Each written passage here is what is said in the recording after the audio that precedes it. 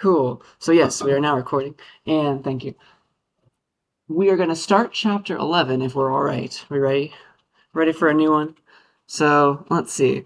This chapter and maybe the next one are probably my two favorite chapters in the book because it kind of feels like we're finally doing something real and fancy. And like I know we know how to make pretty graphs, we know how to look at data, but like now we're going to be able to like create little experiments and test our ideas and see if they hold up. I'm really, really excited for that.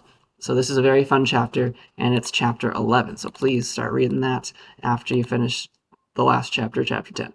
So, okay, let us begin, and please shout out if you have any questions. I would like you to please follow along as well, because I'm going to ask you to fill in some of my stuff, to fill in some of my code. So I've started a new file for us for the day, but also I'd like you to make your own or go to the little temporary Jupyter Lab page that has this already at the start of it, because I would like some participation today. I'm gonna stop and have you try, and then I'll show you the answer, and that'll be a good review for the midterm and other things too. So okay, let us begin and talk about the idea of a model. All right, so this is a very overloaded term, the word model in computer science and machine learning and data science. It's kind of the same idea.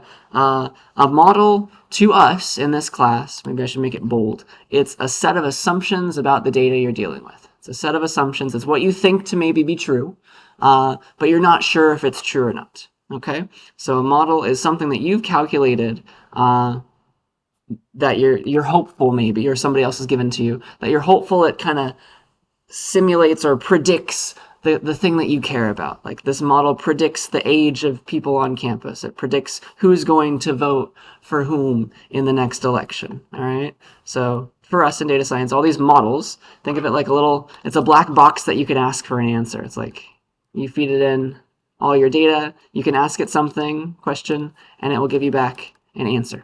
All right. So yes or no.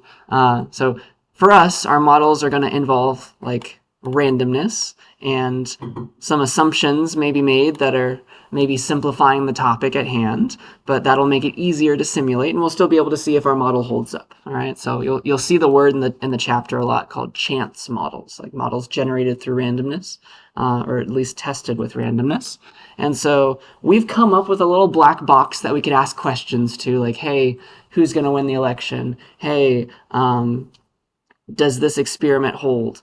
And what we're going to be able to do in this chapter is talk about and figure out, like, how accurate is that model? Like, if I flip a coin, is it really 50-50 chance? Something like that. That's a model, right? Because maybe the coin is loaded. We'll figure that out. So the question is, does the model fit the data? And that's a weird sounding question, I can imagine, in your minds right now. And I promise it will start to make sense the more that I give examples. Okay? So that's what we're trying to do. We've got a model that is a set of assumptions about the data. It's what we think to be true, or somebody else gave it to us and they think it to be true. We can see if it holds with a sample that we've gotten. Okay? So here's the goal. If we can just simulate, we can simulate some data according to the assumptions of the model. It's like, all right, somebody gives me a coin and I assume it's a fair coin and I start flipping it and I see a lot of heads. How many heads would it take for me to think that my model in my mind of that being a fair coin is not a good model? Does that kind of make sense? That's where we're going. All right. So if we can simulate some data according to our model's assumptions, we can learn, we can see what it predicts, and we can see if it's a good prediction. All right. We can compare it against what we observed, the sample that we took. So like the coin flips, the heads and tails, whether or not it's a fair coin or not. We can test against that by simulating a fair coin. Maybe that's our model.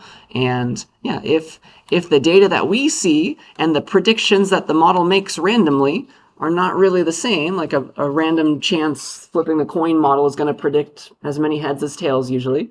But if we start flipping a coin and we see nothing but heads, we're going to start not trusting that model to be true. And maybe we think it's not a fair coin anymore. All right. So that's if we see that our data, our sample clashes with the predictions of the model, either the model came to us or we thought of it, then we have evidence against it and maybe we need a better model. Maybe it was false. It was a false assumption that we made when we generated it. That black box is not a good black box. We need a different one.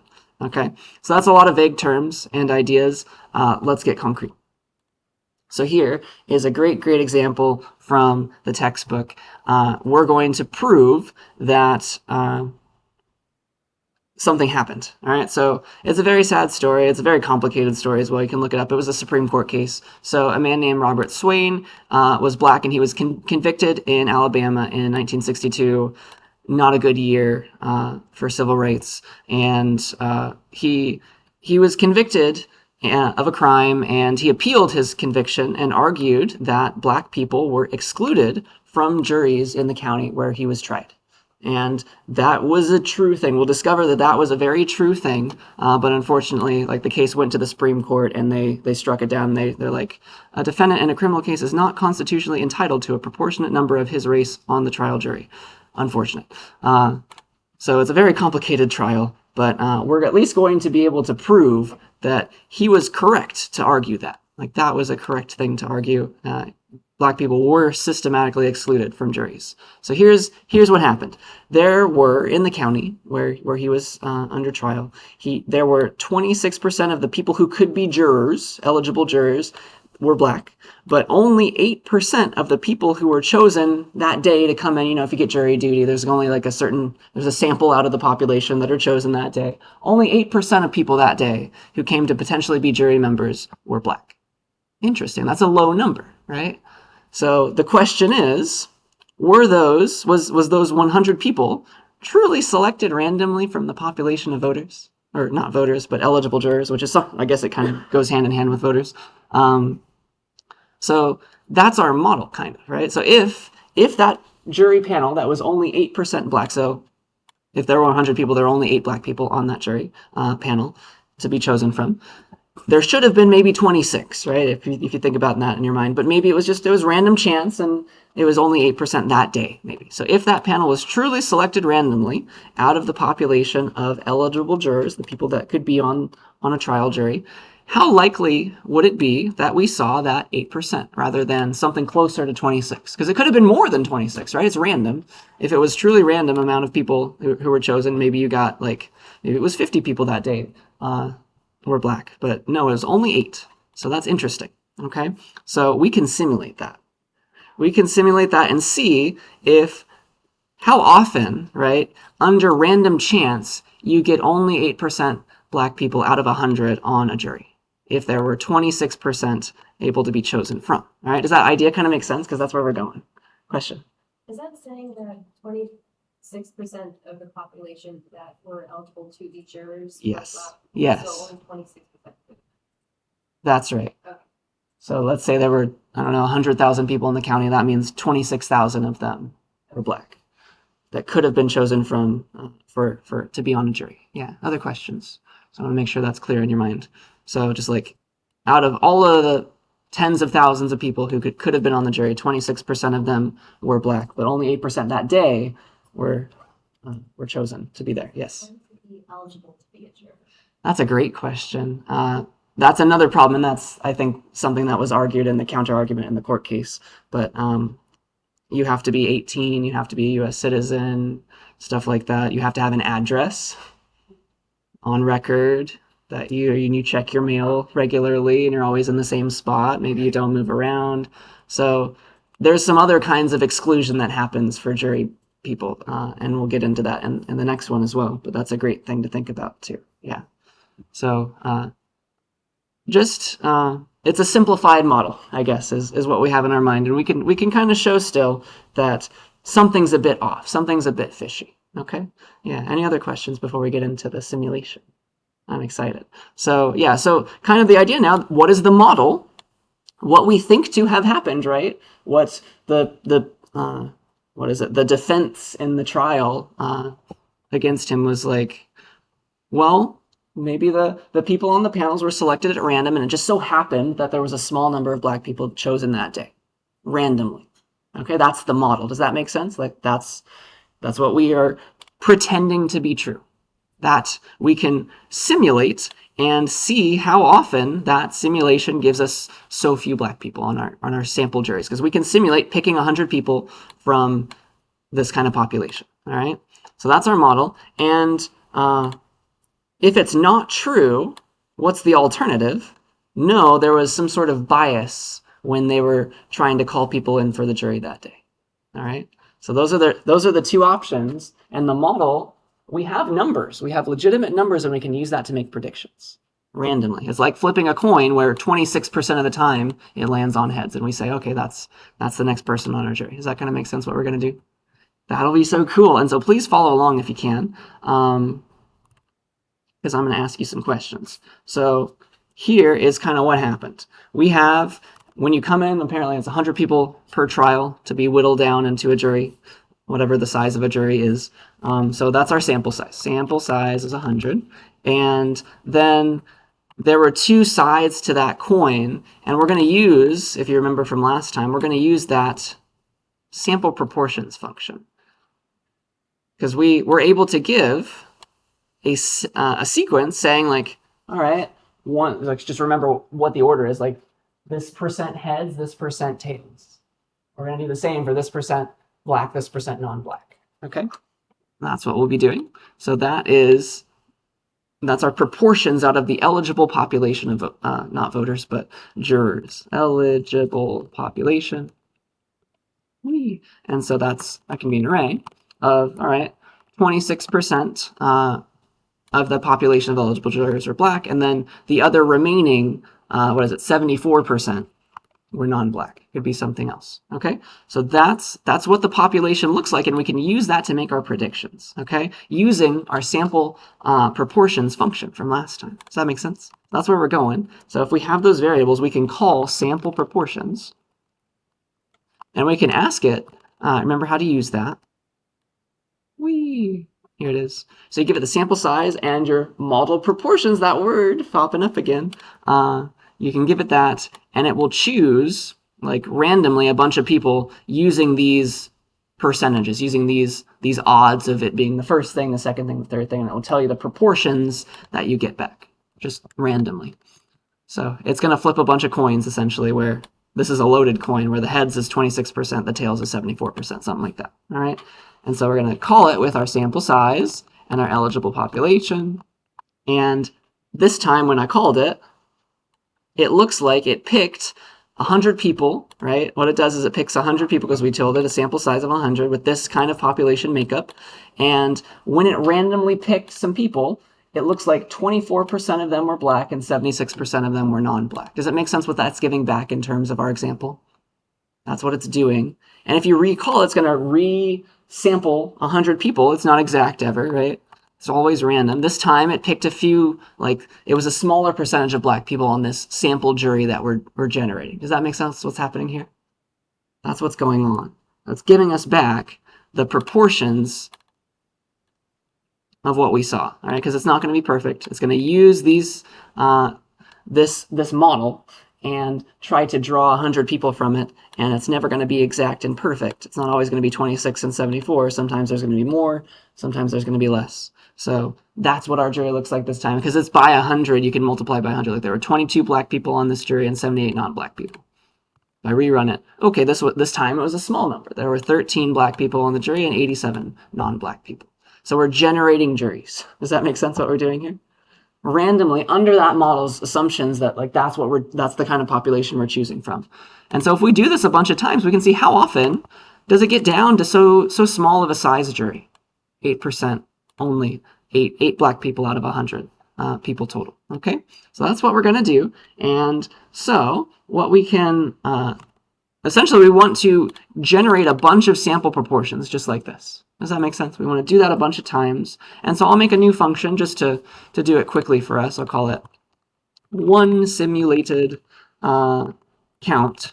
And what we're going to do is we're going to count how many black people were on our jury, because it's proportional, right? We'll run this function, take this first thing and multiply it by 100, because you know how many non-black people were on there by subtracting 100. So either way, let's get a count. All right, let's just get one number back, and that's how we'll do it. We're going to take this. We're going to get the first thing, or let me just do this without the function first. Like, what I'd like is just a number. Let's predict how many black people were on our sample jury. Okay, so sample proportions like that, and so that gives me an array, of course, and I can get item 0 of that array. Okay, and it's different every time because it generates. And then what we would like to do is, let's see here. We want to multiply that by our sample size because that's a proportion, right? So we want to multiply that, take our sample size by that, and that is a random jury and how many black people were chosen to be on that jury. Like that's one number. Does that make sense what we're doing there? It's never going to be perfectly exact, but because of what floats do, but it'll be close enough. So there are 24 black people on this imaginary jury, and we're going to run that a bunch of times. Okay? Any questions about that idea of just generating one number per jury, something that we care about? And so I'll put that in a function called oneSimulated_count. That's apparently what the book liked to call it, or the people at Berkeley. So that's a function. Now I can just call it a bunch of times. I can say, give me one simulated count for my jury, and, oh, sorry, I need to return that value, excuse me. Return that value. And it will give me back, every time I call it, how many, for this imaginary jury of size 100, how many black people were on. Okay? So that's what we want, and we want to see how often it gets down to just 8. Yeah? That's what I'd like. And so I'd like to make a bunch of calls to this function and save their answers, all of them. All right, so that's going to be my question for you. I'd like you to take what I've done so far, please. There's nothing to, you just type what I've typed. You don't have to include any data sets because we've got the sample proportions right there. There's our model. What I'd like you to do, let me type it out. That's our crushed ice for the day, our first one at least. Try to create an array called, let's call it counts, and please try to add 10,000 simulated counts into it. All right. You'll want to maybe go back to last chapter's code because down somewhere we did this kind of idea, right? For I in range 10,000, we made an array, we did a bunch of stuff. Probably up here is where it's simpler looking because that's essentially exactly what you're going to be doing, right? So maybe go back to last chapter's code, the code from class, if you need some hints as to how to do this. But please try to create an array called counts and add 10,000 simulated counts to it. So you're going to be calling this function 10,000 times and adding on each time a new value to an array that I'd like you to call counts, please. Okay? Questions about the question? Please try that. I think it will be interesting. And if you finish early, try to make a histogram and see like how often was it 8? Did it get that far down? We got plenty of time. And I can come around and help if you're struggling with anything. But last chapter's code has an example of the kind of loop that you'd want to do. For I in range, for I in NP dot a range with something involving the number 10,000.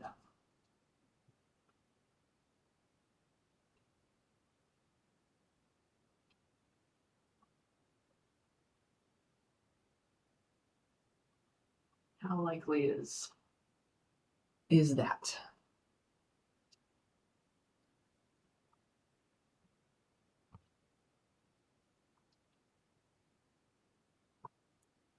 Because you can imagine that we're going to get some interesting information, right? We can get some very accurate information as to whether our model is a good model. Whether it can, like, how often, if that was really true, that kind of population was being chosen from regularly. How often do we see so few people of a certain race?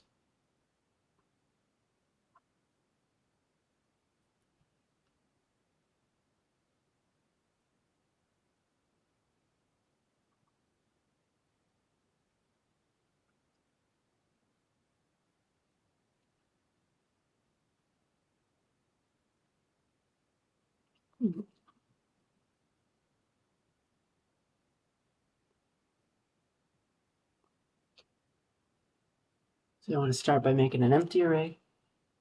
And you want to add one thing to it each time with it's the append function out of the NumPy NP library.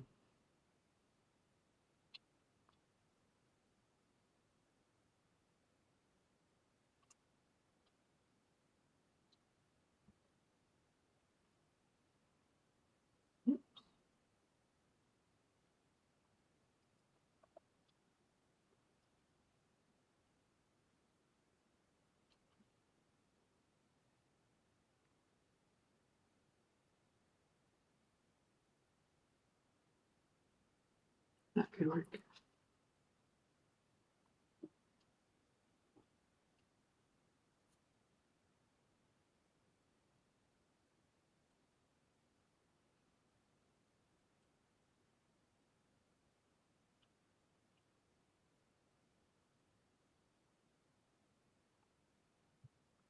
Couple more minutes to try, and if you have any questions, please yell at me, ask. And if you get it early, you now have an array that you can make a column of a table and make a histogram with, couldn't you? How often did we get down to 800? Was this a good model? Or was it an accurate model? It's supposed to be a good model, right?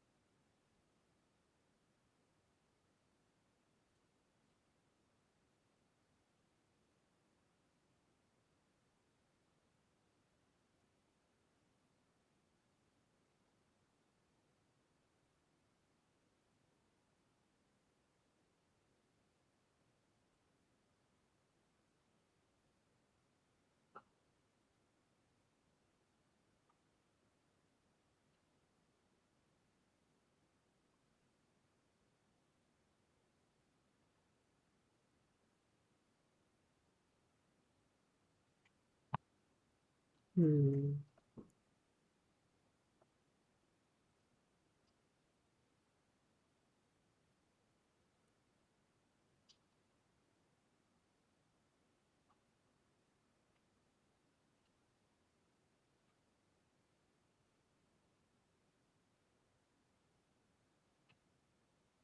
Have to find the mass of that.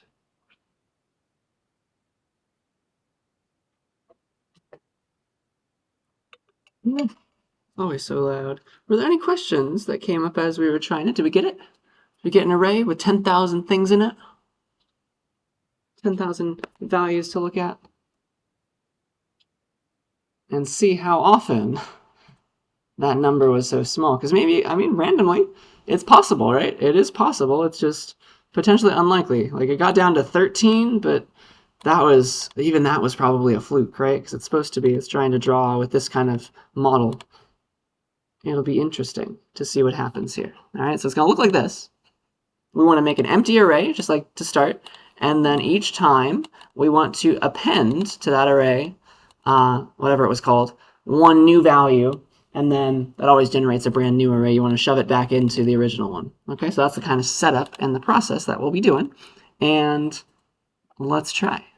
So I want to make an array called counts and add 10,000 simulated counts to it. So counts equals a brand new array. So we'll start it like that.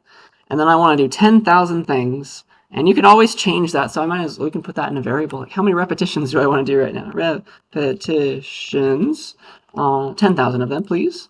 And you can change that to make it more, make it less. See how it varies. And so now I want to loop exactly repetitions times whatever's in that variable. So I can say for I. This variable could be anything. We call it I. It's like we're iterating. We go through something. For I in np.arange repetitions. And remember that this is going to generate a sequence. np.arange this will generate a sequence by default starting at 0 going up to this number -1. So it'll generate a sequence of size 10,000. That's all I really care about because I'm not going to use the value of I. And I will range over those values, but I'm not going to care. And I want to always say, I want to call one simulated count to get a new value. And I want to append it to the end of my existing counts array. So that's going to generate a brand new array that I can then shove right back into counts, making it one larger. Okay, so that's going to be the code, and that will give me, in the blink of an eye, very quickly, a size 10,000 array called counts. Any questions about how I got that? Do we see it if we didn't get it? So it's useful to look at it. Look at these numbers. It's not showing me all 10,000, but do you see how they're hovering around 26, as they should, right? Just like heads and tails will hover around 50-50, 50 heads, 50 tails, percentage-wise at least. So this is like, we made 10,000 random juries, and this is how many black people were on each of those juries. And we could sort this. There's a function called like sorted that gives you back a sorted version of your sequence, and it's going to show me exactly 10,000 things, which is disgusting. So let's not do that. But you could have done that. But we can generate a better way. It counts. A better way is to turn this into a table, right? Table, make a blank one, with a column, oops, that holds that thing, okay? That holds that thing, or just for posterity's sake, let's keep it there, counts. It looks like that. I'm going to make a table with counts in it. So we'll call it with column counts in a random sample. And I'll put counts right there, okay? So that's my table, and we could do some stuff now. We could sort by that first and only column, like dot, is it dot sort 0, something like that, and that will give me the table. Do you see how in all of our 10,000, the lowest number we got was 11? That's interesting in itself. Huh? Cool. Interesting. We could also do it backwards, descending equals true, because it goes the other way. Like how many? We got up to 43 black people on one of our sample juries. It's very unlikely that that happened. It was only one time out of 10,000. Very small chance, but it happened. According to our model, we picked some things. All right, so that's interesting. So we can take that table. Like, that's cool to think about. And we can give a histogram of it now that we know the ends. It's like 10 to 45 or something. Let's do 5 to 45. A nice even number. We can say, give me a histogram, please. Give me a histogram with, because these are always going to be like whole numbers. Let's see how we could do this. I just want to make this look pretty because I want to do it all in one line. Let's see.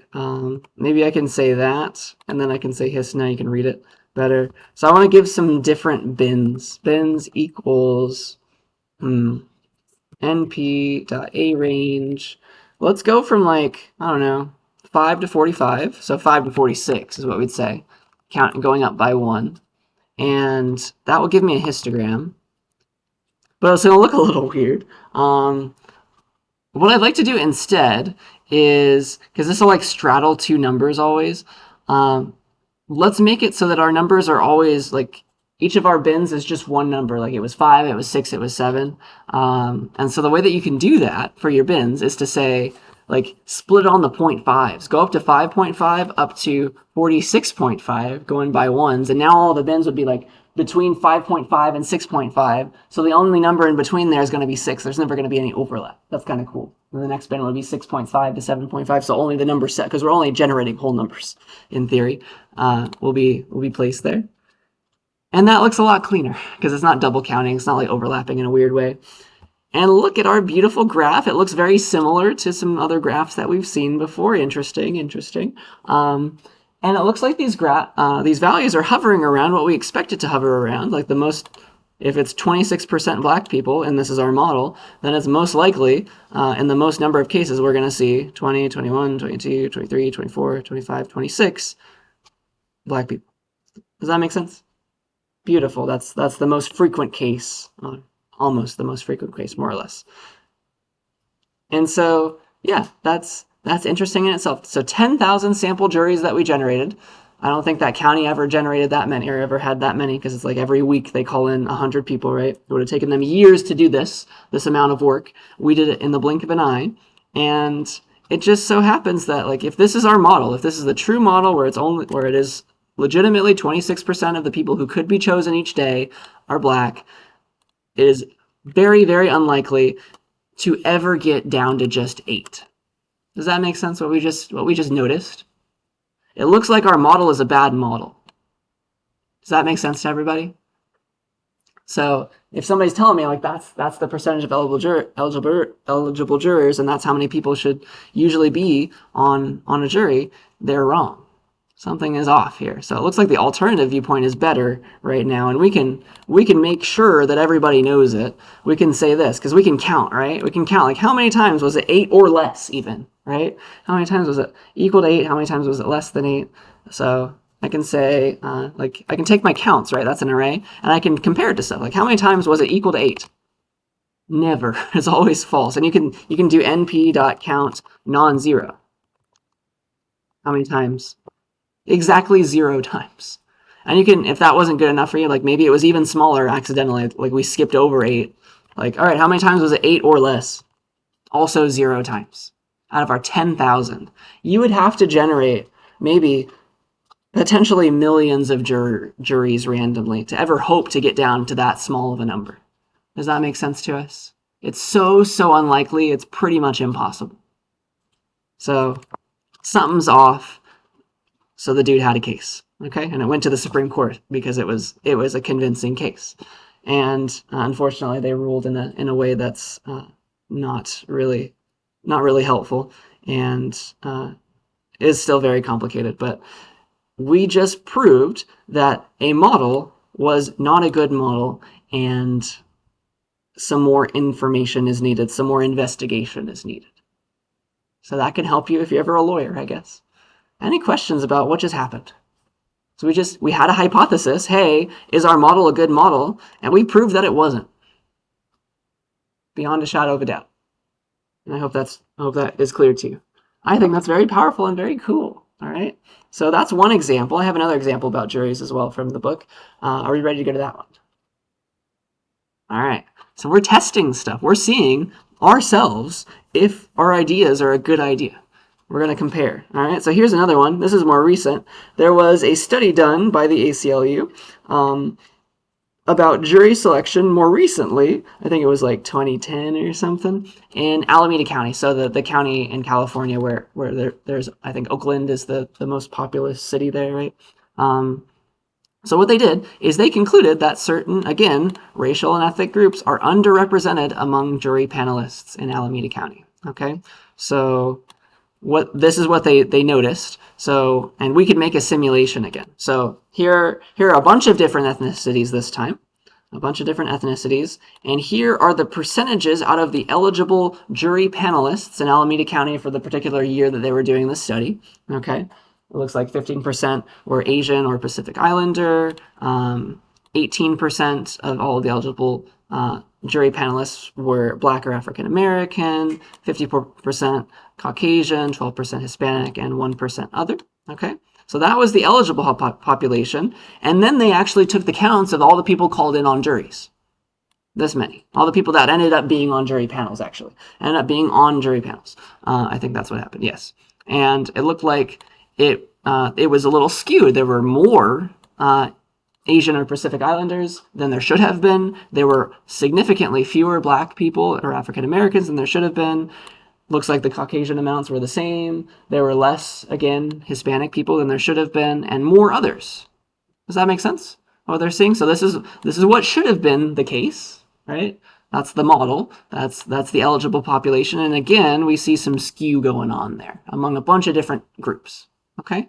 So that's potentially a problem. And so there was a whole study being done, like how can we do better? So again, we can simulate to see, like, well, if this is the true population amounts and we're drawing randomly from them because we're just asking people to come in, randomly we could have gotten this amount. Yes?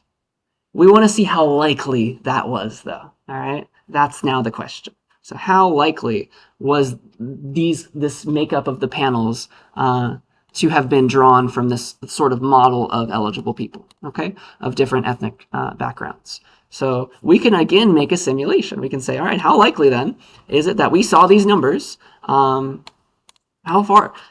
likely was it that they were so far off? Because a lot of them are significantly off, over 10% off, just due to random chance. That's what we like to see right now. All right. We're gonna have some interesting things to deal with, but let's at least get it somewhere. All right.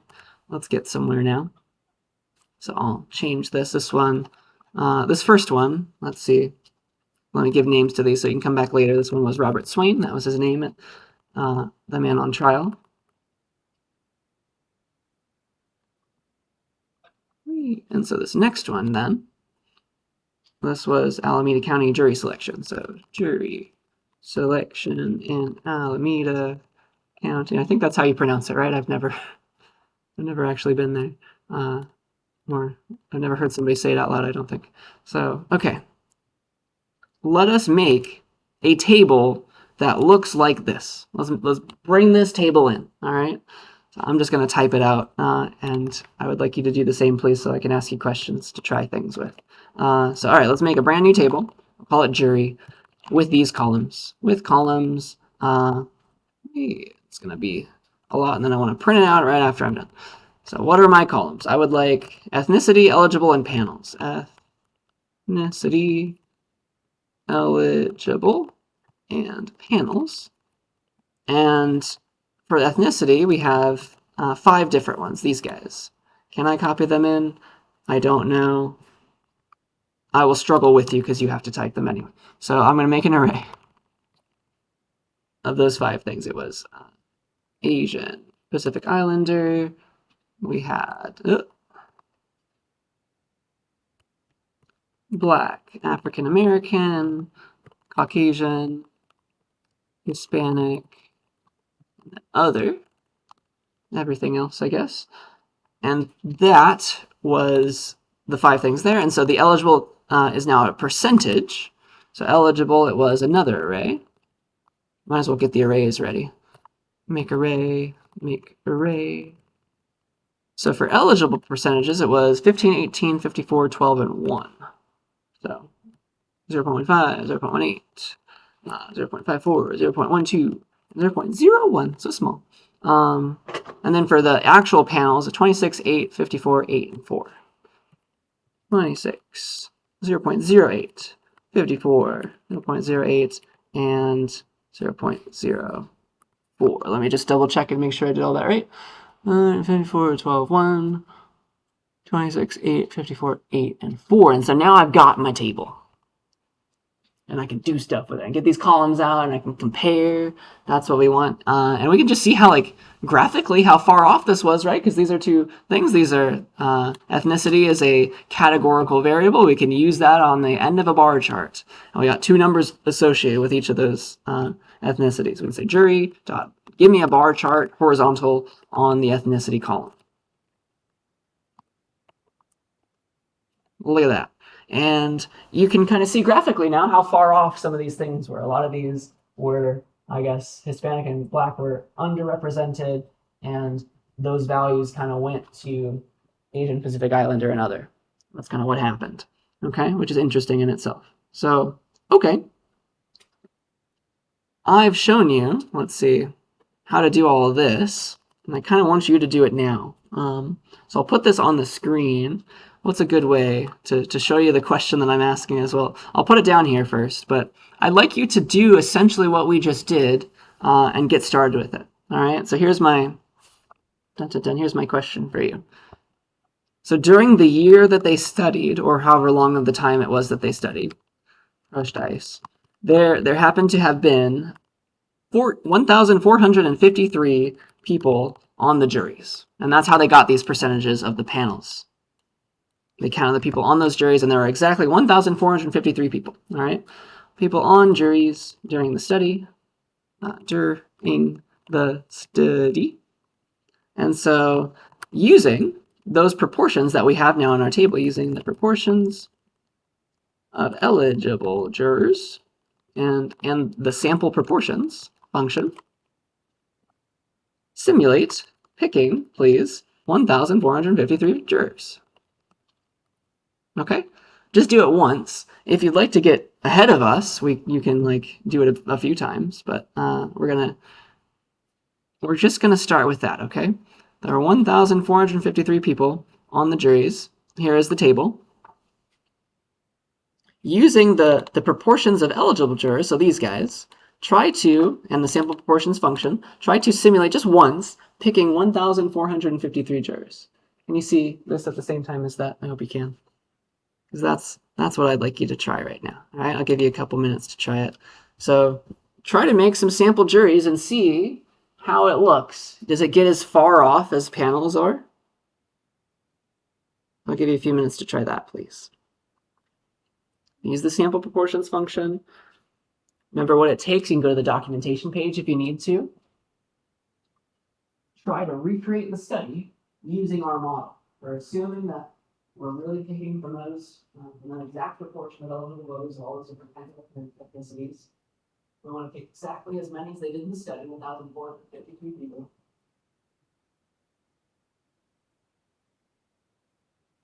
See what the difference was. If you want to get fancy, you could bring that new sample values back into the table and like graph like you're simulated against the actual panels and see like how does it compare. That's kind of interesting. Let's see. So you're going to get back percentages of each different kind of ethnicity. It's going to pretend to pick 1,453 people from those proportions. Okay, and that's also why it's very important that your numbers add up to 100%. So yeah, run that a few times and see how it compares.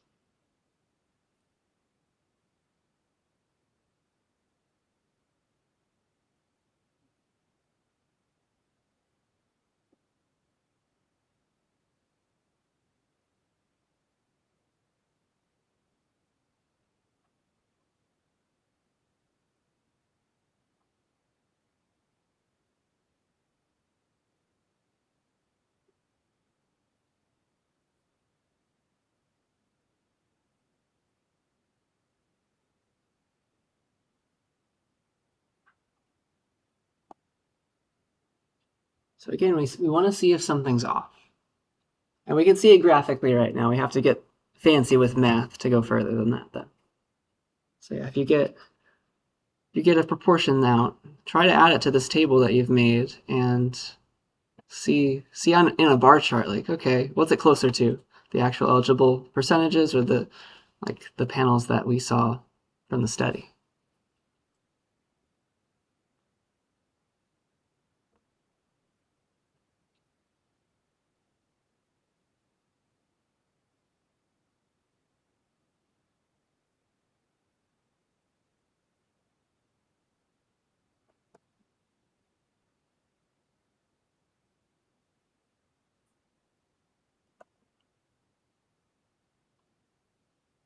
$53, good.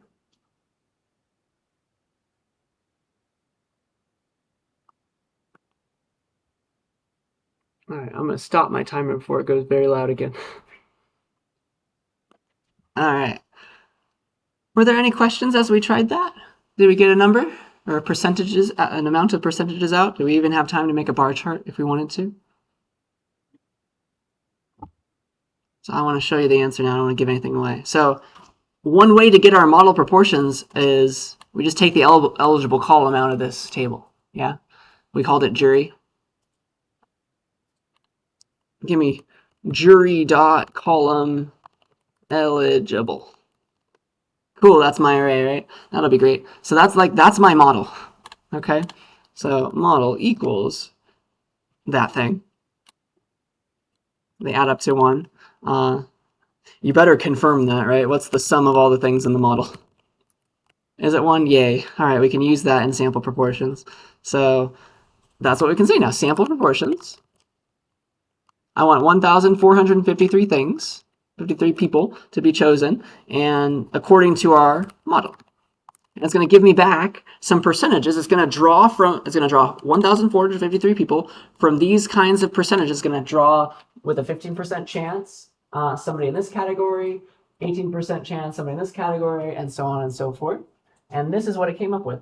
Just due to random chance, it's never perfect, it's never exactly reflecting this, but it's always going to be decently close most of the time due to randomness. So it looks like about 14.7% of the first one was Asian and Pacific Islander, right? Then it was Black African American percentage, a little bit less than 18. So it's a little bit off due to the randomness. Like if it was truly random, you get something looking like this most of the time. Okay, it's very close though, and so that's a simulated amount. All right. If I rerun, it's going to be a different simulated amount, but I'll just save that. Call it simulated equals that. Print that one out. So again, it's a little bit less, a little bit more over there. It's random, right? But it's not super far off either from the actual proportions because we're drawing from a large sample there. So we can make a new table that has these proportions attached to the end there and kind of compare with the drawing. That'd be great. So we can say jury with column. We'll call it our simulated column. And we'll put what we simulated right there. It's like we can make that table. Wouldn't that be great? So let's give that a name, actually. I'll call it jury with simulated. Whee! And there it is. And we can, again, do a bar chart based on the ethnicity. Just, again, instead of jury, or not this one. Instead of jury.barh ethnicity, we can say jury with simulated.barh ethnicity.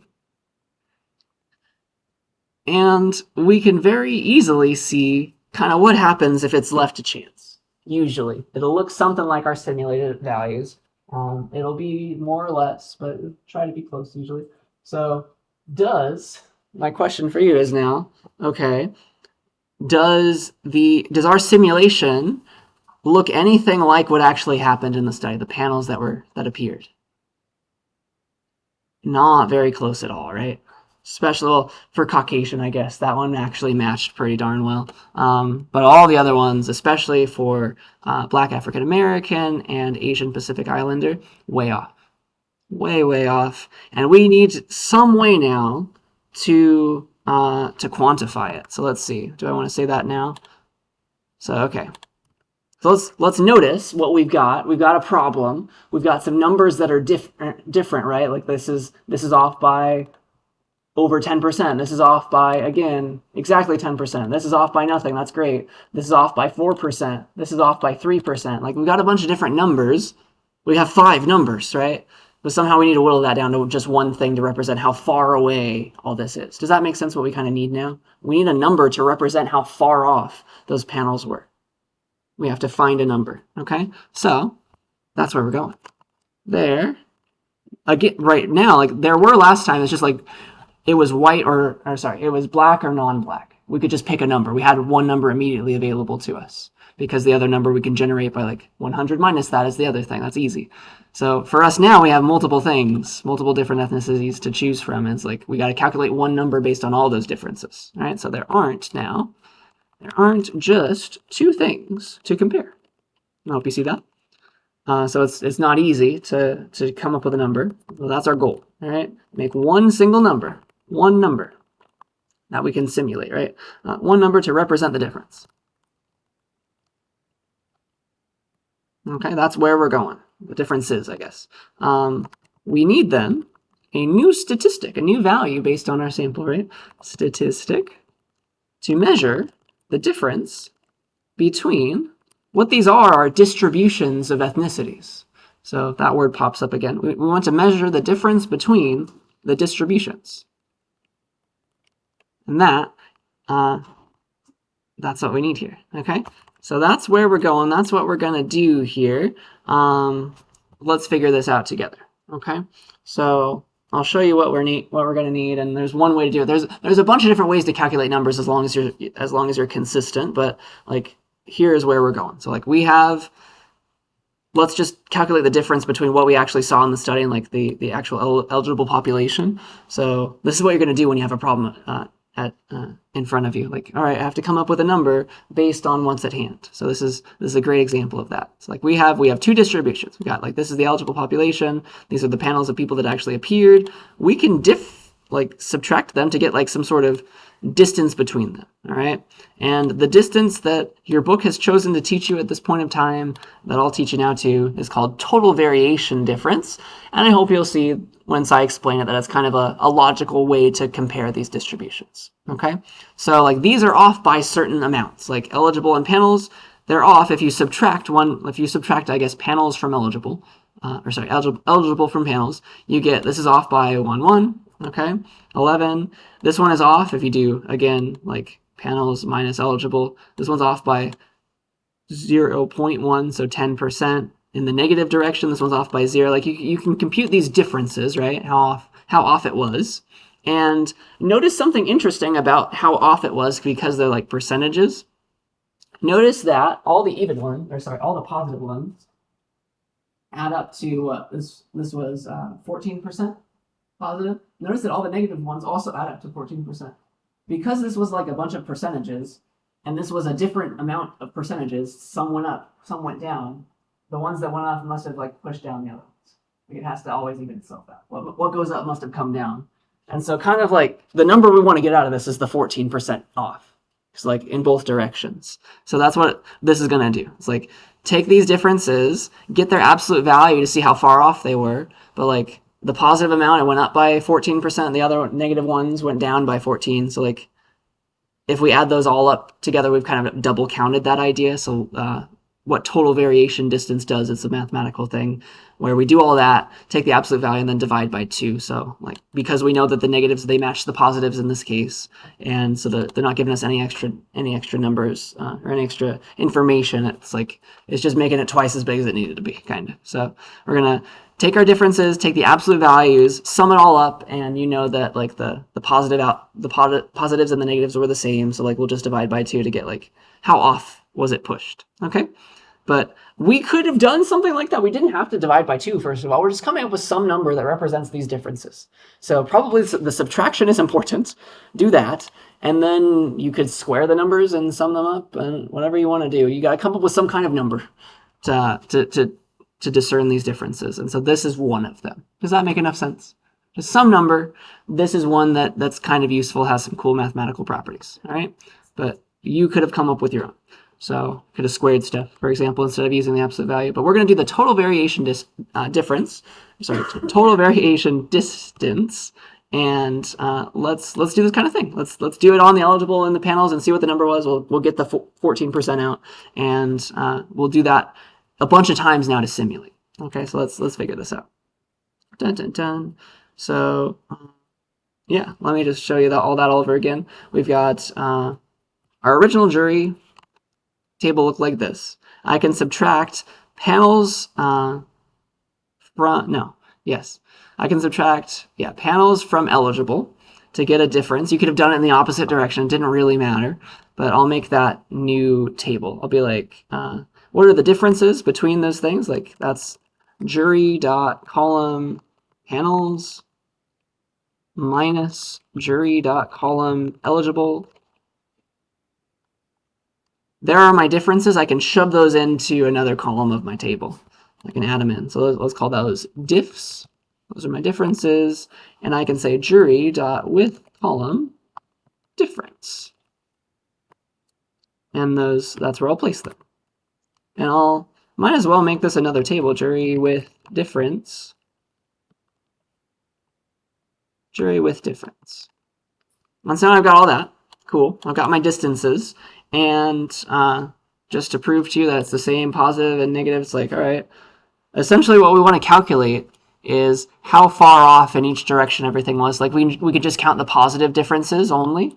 We can say that. It's like, all right, jury with difference, give me that difference column, give me all the values where the stuff there, all the difference values are above 0. Like give me all the positive things, like how far off was it in the positive direction, because you know it was off also that amount in the negative direction. It's like where that's true, give me the column called difference. Those are all those, and you can sum them up. Like that's kind of what we want to calculate. But a quicker way to get there was just to do the difference, take the absolute value, sum them up, and divide by 2. All right, so that's where we're going. So like jury with difference. give me the column. Let's try to not type too many things. Give me the difference column.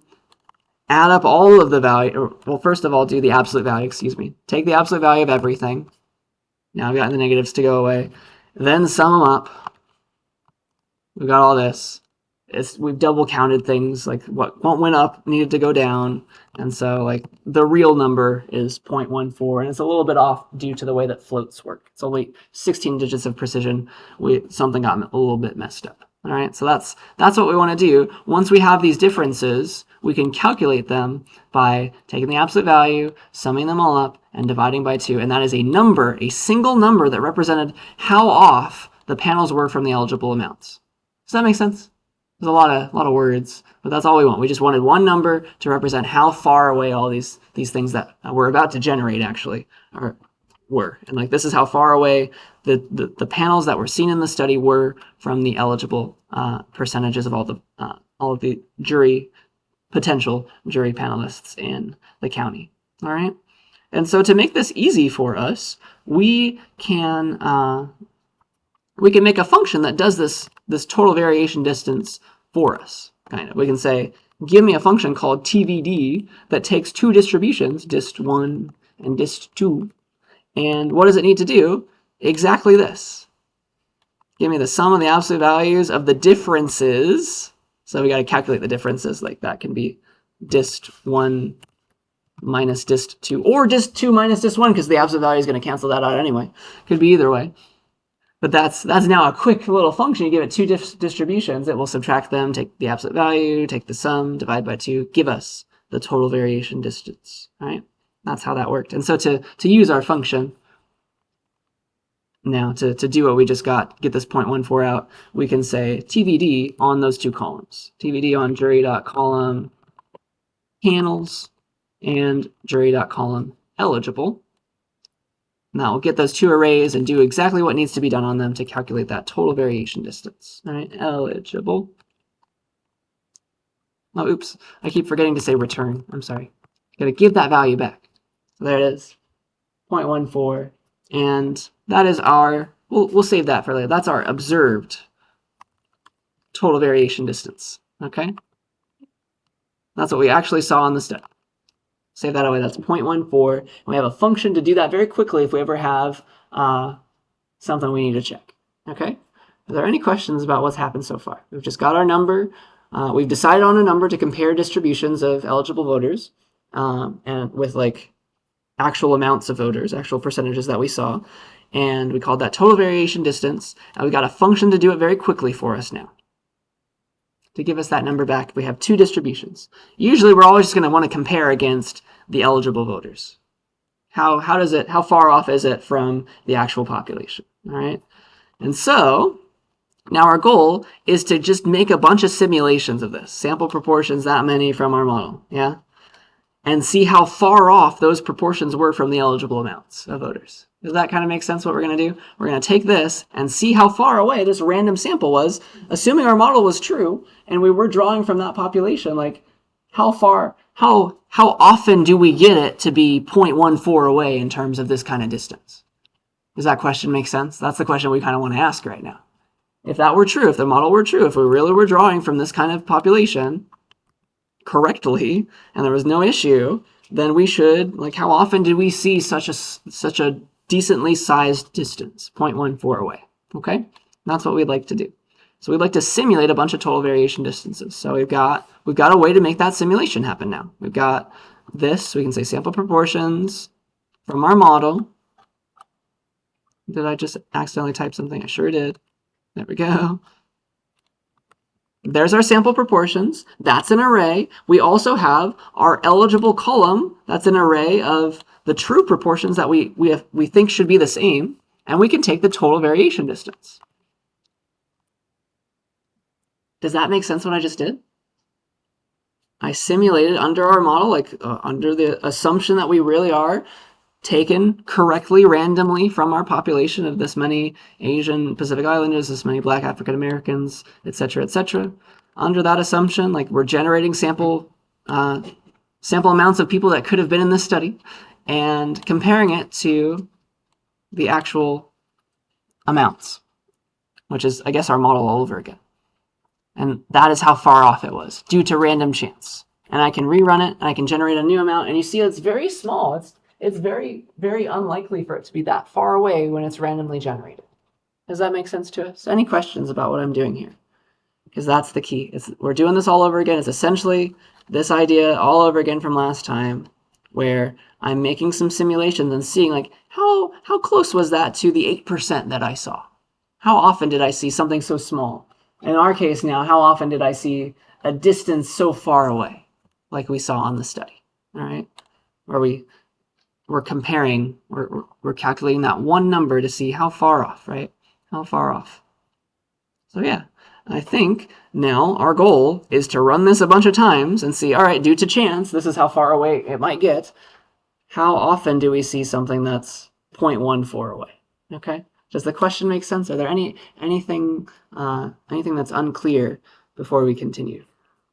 Because again, we're ready to run another simulation. It's due to chance. Let's see how our model holds up to what happened in real life. See if it was a good enough model. See if there wasn't anything off. All right, so I can make a function now to do this very quickly for me. Give me one simulated total variation distance, which is just me copying and pasting this into a function like def simulated TBD. To return, please, one of those things, please. And I can just recall that a bunch of times. Simulated TBD, and it's very quick. All right, so I can call it a million times, get some numbers, 0.26 off, or 0.026 off, 2.3 off, percent off, 0.032 off. Sometimes it's big, sometimes it's small, but it's hovering around like it's, on average, it should be close to 0 off, right? If you're taking it randomly from that amount of people, those proportions. But how far is it? How often is it? 0.14 off is now the question. All right. So let's make an empty array called TVDs.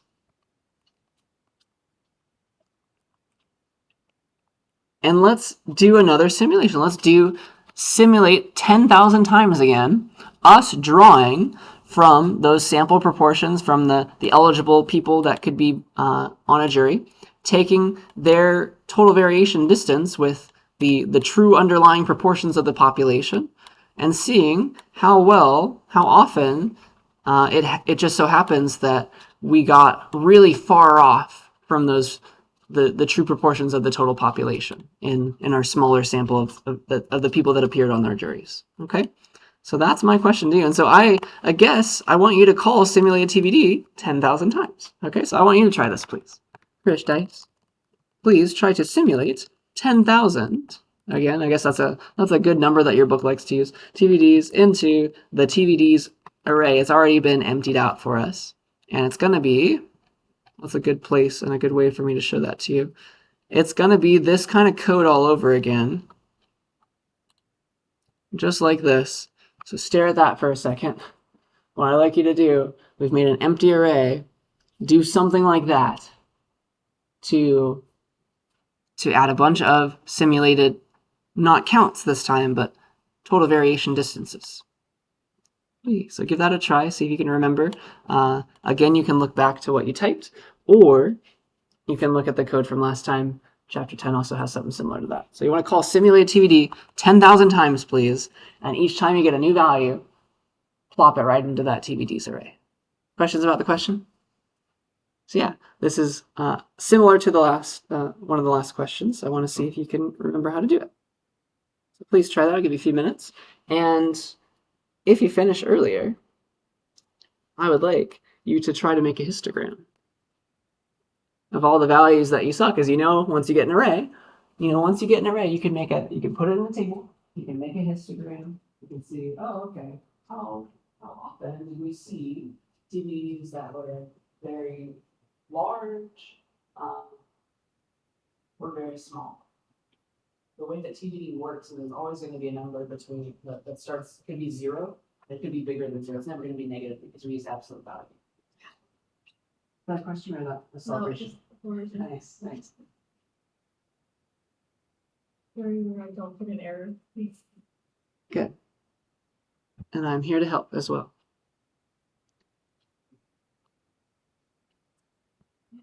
So it's going to be another loop. It's going to be some more appending, right? That's how you put a new thing onto the end of an array. It's going to be great.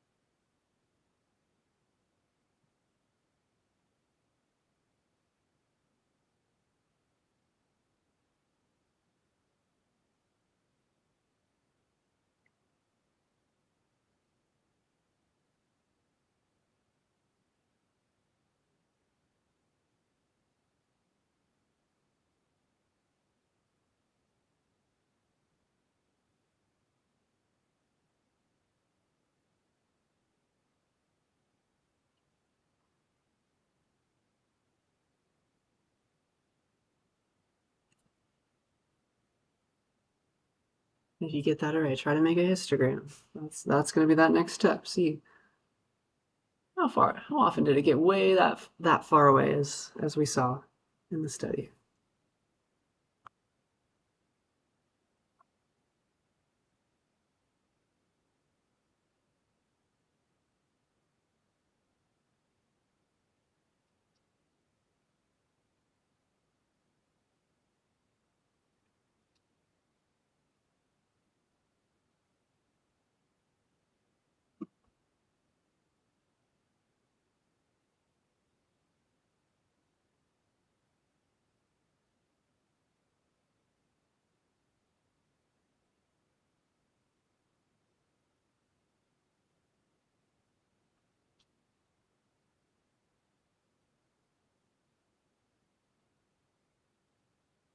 If you already got the histogram, try to count, right? Count how many times we saw something this far away or even farther.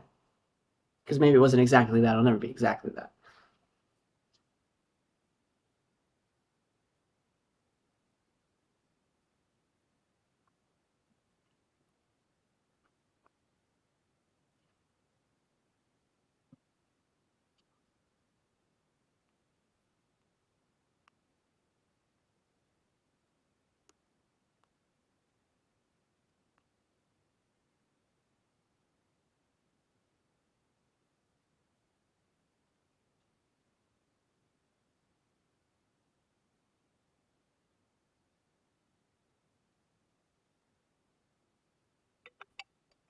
All right, another timer goes off. Yeah, I just want you to try a lot of things today, just to get practice. Because these are some things we did last time. And it's good to remember them. Let's see here. What do I want to do? I think that'll be all right. So, yeah. First of all, were there any questions about how we did this? Did we get it? But I don't want to just give away the answer. So if there's something that went wrong, I'd love to help you first if you have a question. But if we are ready, if we all think we got it, let me walk you through it. So we've got this array already. We just want to call this a bunch of times, 10,000 times. And so my standard way of doing it is say you can say any variable name here in np.e range of a certain amount, 10,000. Something like that. If you want to control how many 10,000s you do, but usually we call this I. If you want to control how many things you do, you can put that into a variable and be like, that's my number of repetitions, that's my number of simulations, 10,000 of them, please. But you could just also put it right there, that's fine too. Either way, it's more generic now, I guess. Let's get a new TBD. We'll just use a bunch of variables for fun. Our new TBD is the one we just got from the call to our function, and we would like to append it, np.append, that new thing that we just got, to the end of our TBD's array, and so that should have come first. Excuse me. So let's put one more thing, or it creates a new array that has that new thing at the end of it, append, goes to the end. And I want to take that new array, call it TVDs some more. So it's always being extended by one thing each time. Okay, I think that's what I wanted to do. Let's make sure it runs. Cool. And so in the blink of an eye, we got 10,000 values, and we can confirm that by looking at our TVDs array. It's got some dot dot dots. You can check its length with the len function. Like, yeah, it's got 10,000 things in it. Cool. Nice. So that's what TVDs looks like right now. And you can see that that's 0.014, not 0.14. Yes. These are all very small numbers. It doesn't look like it's very often they get above 0.03 even, like that's a big number. And so you could sort this, you can put it in a table, you can sort it. Probably the quicker way to look at it would just be to make a, what's it called, a histogram. So here, let's do that. So here is a fun way to do that. We can say, we'll make a new table, right? Table dot with a column.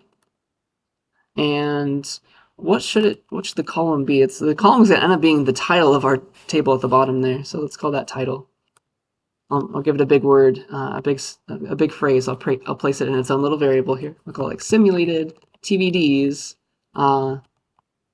assuming the model is true. If model is true, that we're really taking a proportionate amount of people from all of those categories that we have in that county.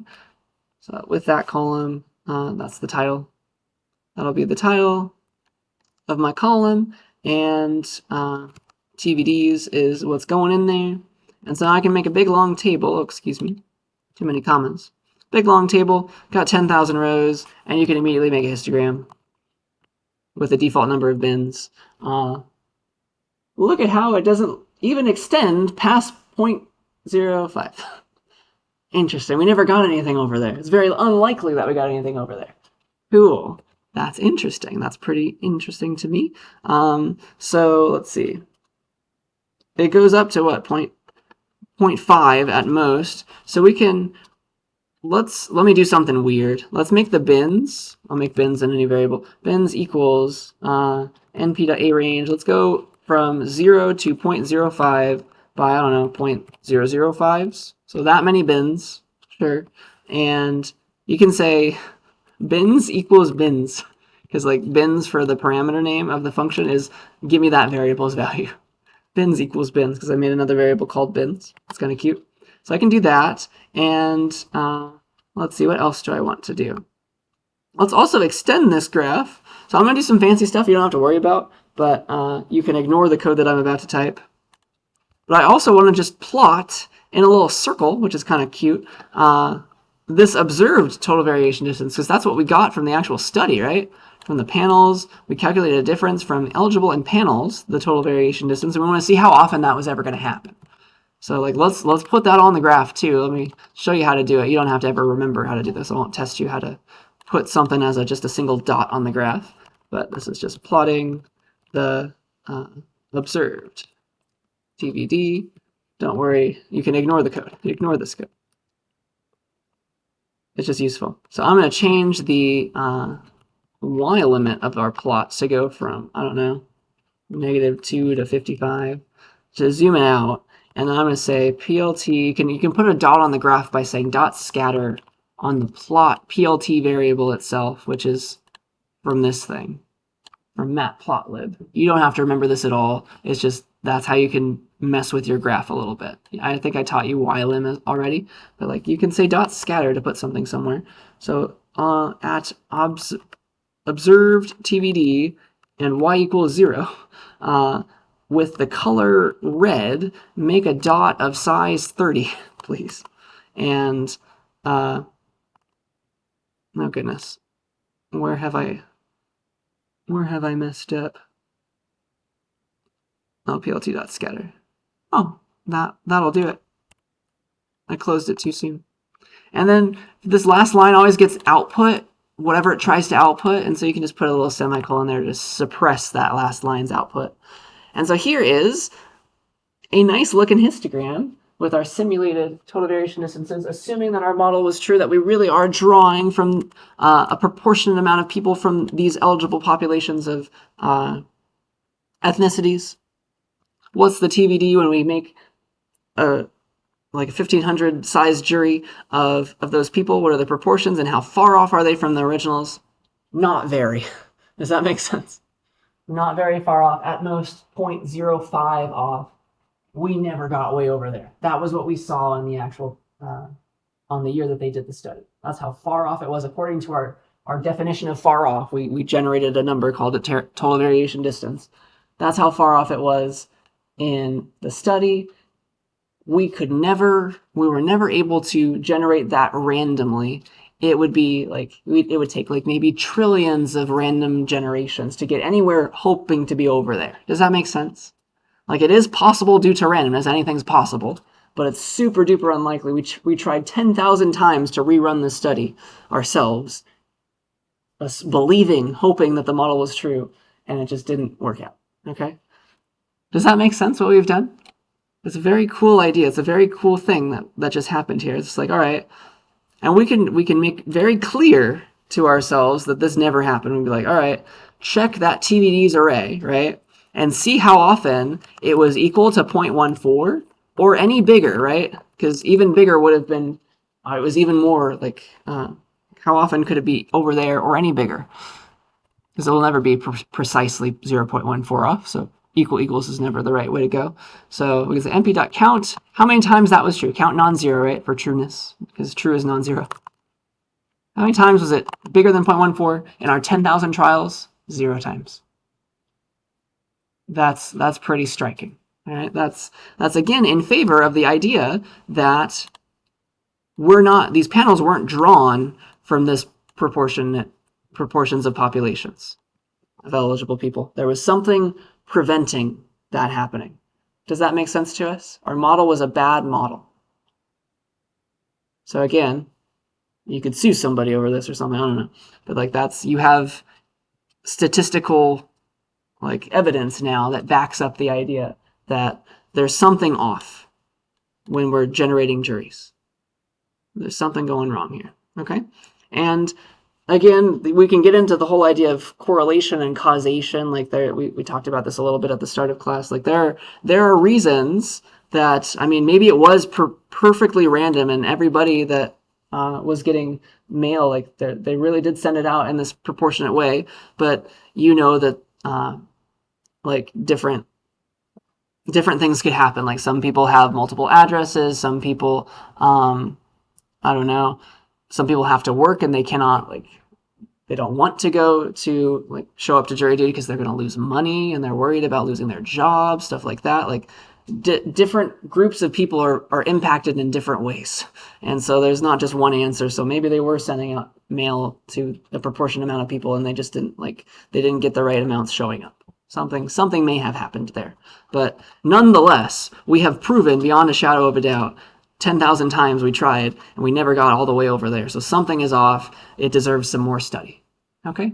That's kind of our conclusion. We've tested a hypothesis and we have noticed that our hypothesis, our model, is not a good description of the world. All right? That's so cool and so powerful, and that's what it means to be a data scientist. It makes me happy that I get to teach that. So I think that's what I wanted to say for the day. Are there any questions about anything we've talked about? We've had some ideas. We call those ideas models. It's a little black box that kind of predicts something for us. We've seen how well they fit what we saw in real life, and we've seen that some of our models, they don't fit things very well, unfortunately. Okay? And that's good. We had some evidence against the model. We could quantify that as well. How many times in our 10,000 trials did we see it that far off or more far off in that direction? No times at all. So that's pretty striking and pretty good evidence that something was off. All right, that our model was a bad model. So yeah, that is where we're going to stop for the day. I will remember to come back later and we'll do more things. We'll talk about Gregor Mendel and the father of all this. Is very, very cool stuff. You remember the pea plant example from a high school science class, but we'll get there next time. So I remember to say to be continued. That's where I want to stop there. And yeah, are there any questions about anything we talked about before I talk about your midterm? You ready for that? All right. So I don't have too much to say. You kind of know most of what's happening because it's going to be on the stuff you've been doing. But here's what's going to go on. I'm going to open up this midterm module. I'm going to open up the midterm info page and the extra credit assignment page, because with exams, I like to give extra credit. Of course, you can also go to ACM workshops. But here is that, and eventually I'll release the actual midterm itself. The midterm will be on Canvas. We're going to take it in class. It'll be on Canvas. I'll have you take it on one of the big computers. Okay, so that's what it's going to look like. So let me go to the midterm info page, the extra credit assignment page. Cool. So this is what you care most about, right? So I've just got what's going on. So logistics. Here's when it will be. It's not called midterm 1. I copied this from another class. Sorry, it's just the midterm in this class. There's only one. It is midterm 1 technically, I guess. The midterm will be in class on the 8th of October. So that is exactly 2 weeks from today, because we are in week 7. Week 8, week 9 was when I promised it. And so as late as we can do it in week 9, that'll be the Wednesday. All right, so that's when it'll be in class, October 8th. It won't be the whole class length. That would be evil, because even our final exam is only 2 hours long. So I'm not going to make it longer than that. So it'll be an hour and a half, right? It'll be a 90-minute exam. And so like there will be a timer ticking when you click start on Canvas, because it'll be a Canvas little test. And yeah, what's going to be on it is all of this stuff. So I'm going to take information from everything, all the assignments that could possibly, and all the chapters with assignments that will have been due by the test day. Okay, so I won't be testing you on chapter 11 stuff, because I haven't assigned anything. Like I'll eventually be assigning homework 6 and lab 6, but like that'll be like next time. It'll be after the test, and that wouldn't be fair. So chapter 10 is going to be the last chapter that I will hit hard on the test, and that has to do with homeworks 1 through 5, labs 1 through 5, and project 1. Okay, so those are the topics, so you understand how to like do loops and conditionals and arrays and probabilities and making pretty graphs, all the things that we've been talking about and that you've been practicing in your assignments. Okay, so all that fun stuff. And here is what it's going to look like when you take the test. All right, I'm going to have some weird rules, but just make sure that we're all on the same page and nobody's actually like accidentally going to and searching for weird stuff or using AI. So here's what's going to happen on the midterm. There will be fill in the blank questions and coding questions. So you will be writing code, but it's going to be like on Canvas. Like you can type it in, you can copy and paste it in. This test, even though you're taking it on the big computers, I'm going to have you take it on the big computers and not one of your own in this room. You're going to assume it's kind of like a paper test that's closed book. All right. So I'm going to give you some exceptions to that rule, but morally, I want you to treat the test as it's virtual, but you're just typing stuff. Pretend that it really was on paper. All right. So here are your few exceptions. You do get to use some resources, but not a ton. Okay. So the first thing you're allowed to use as you take the test is I'm going to let you make a cheat sheet for yourself. One printer paper size cheat sheet, and you can write on both sides as small as you'd like, as long as it's handwritten, not printed. You can use that while you're taking the test. You get that. Of course, you can have as much scratch paper as you need if you want to like think to yourself, write notes for yourself down as you're doing stuff. And then you're not able to use the internet unless you're going to, you get to use 3 different pages on the internet, nothing else. Can't go to any other websites, can't search Google, can't go to ChatGPT or anything. You get these 3 web pages that you can have open in tabs as you're doing your test, no others, all right? You can go to our online Jupyter notebook where you can type stuff in and you can try stuff out. You can go to this page. So that's good, all right? You get to have a little Jupyter notebook for yourself. Which you can use as a calculator because you don't get a calculator, right? You can have it do Python things. So you can go to this page, and then you can also have our 2 reference pages open. You can have this one and this one, whichever one you've grown to prefer. Okay? So those are the 3 pages you get open. A little temporary Jupyter notebook where you can try out stuff because I'm going to be asking you to write code. You can test and see if it's going to work right. Oh, it's trying real hard. So eventually this will load and work properly, but you'll get that. So you get this, and then you get the 2 documentation pages, and that's it.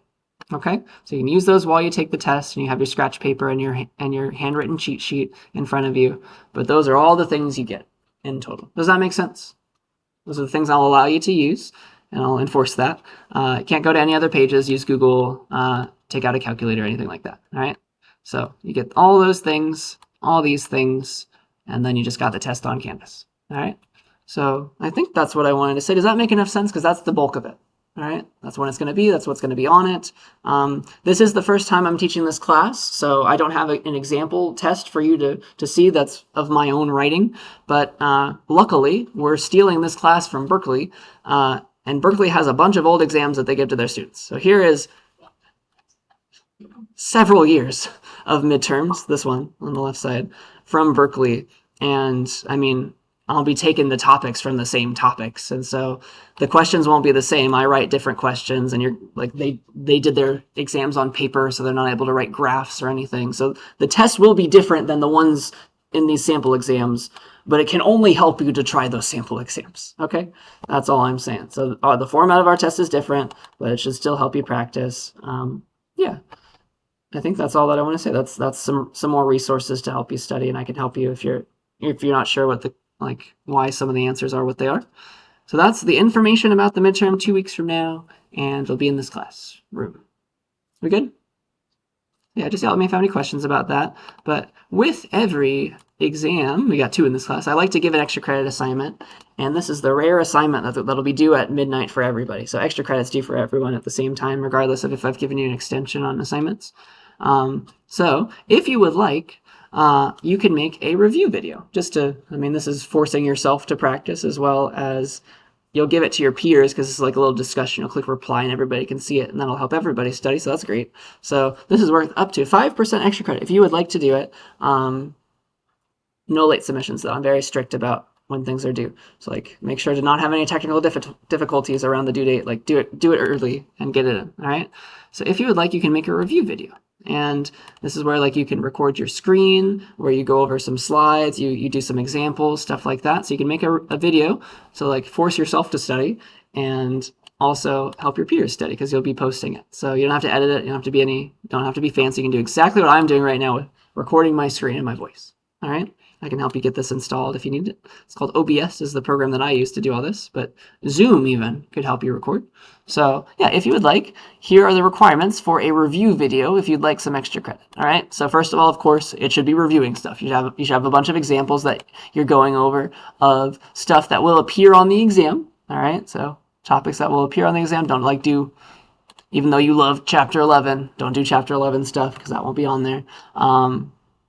And then, yeah, just kind of pretend to be a teacher, go over the stuff that are in your examples, talk about how to step-by-step follow, how to step-by-step solve the thing, as many examples as you need to get through.